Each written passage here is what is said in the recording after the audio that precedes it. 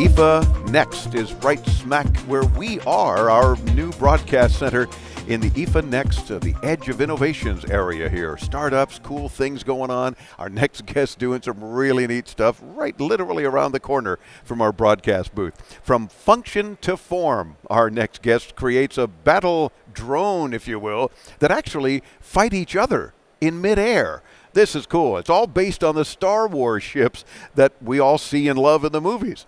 Get this title, got to be the coolest title of any guest we've had so far in these 2 weeks of IFA coverage. The global head pilot for Propel is Jack Bishop. Jack, welcome into Tomorrow. How are you? I'm very, very well, thank you. How are you? I'm fine, thanks. What does a global head pilot do?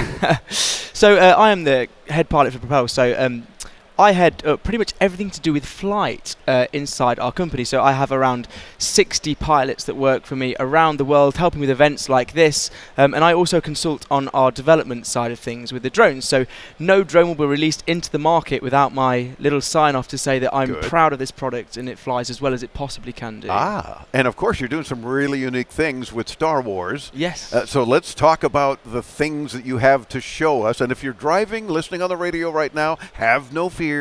You can visit us at intotomorrow.com. Look for the interview with Jack Bishop from Propel, and you want to see this. Trust me, this is some really cool stuff. Where do we start? There's so many things to show. Well, we've got 3 drones in the line. We have the speeder bike from the moon of Endor. We have the T-65 X-Wing that Luke Skywalker flew, and we also have Darth Vader's TIE Advanced. Of course. And they're not as delicate as they look, from what I gather. No, not at all. So we inject a very special blend of PP, which is polypropylene, which allows us to do all this kind of stuff with the drones, bend our blades nearly all the way around, twisting so these guys don't break. And bending blades and the stuff you don't normally want to do with a drone. You've made them very durable. Yes, yeah. Well, we realized actually when we first came with the idea that we wanted to do battling drones, and more specifically Star Wars battling drones, that we'd appeal to an audience that may have never considered buying a drone before. So we said, okay, how do we make the consumer feel as comfortable as they can, getting their pride and joy out of the box and flying it around. And not destroying it as soon as you get it out of the box, right? So these guys are super, super durable. They fly incredibly well. They go up to 30 miles an hour.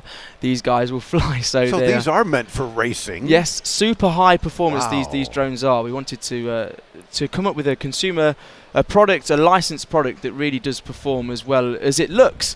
Every single one of these drones, believe it or not, is hand painted.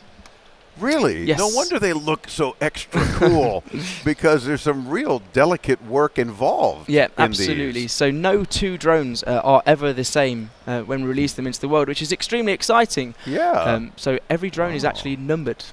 They have a numbered edition, so they're actually... This one got lights on because I hope I didn't ruin anything. I just plugged the battery in and lights are flashing. We're getting excited here.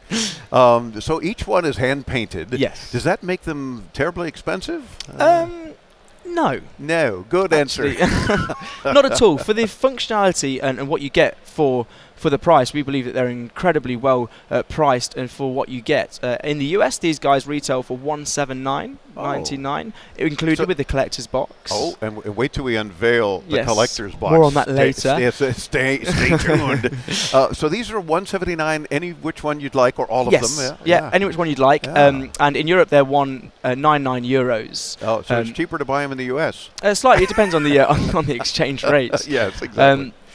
But yeah, they all come with all the same feature sets. The others light up as well? Yeah, everybody likes to see lights and stuff. How do I turn these on? So on the X-Wing, what we've done is actually we've gone for a zero-wire technology on here. So this is the battery on the top. So if I pull this out here, it actually completes the look of the ship. Yes. So there are no wires to plug in. So if you pop the front of the battery into the nose first, and then if you push down on the back, there you go. There it goes. It's on. So the flashing lights mean that they're looking for a controller to connect to. When they're connected, the lights stay solid, so they kind of illuminate in the air as they're flying. And the flashing lights are also just cool. Yeah, because, I mean, especially when we're showing them on camera here, this is awesome. And before we run out of time, let's unveil. Let me get a microphone in position here because you're going to unveil. And this is how they come? Yes, so this is the collector's edition box. Now, let's as I spin said, it around and show the collector's edition box. So you can actually see that this is wax sealed. Oh my! And I've actually broken the wax seal here, and it's numbered. So this one is number 13,222 for the UK market.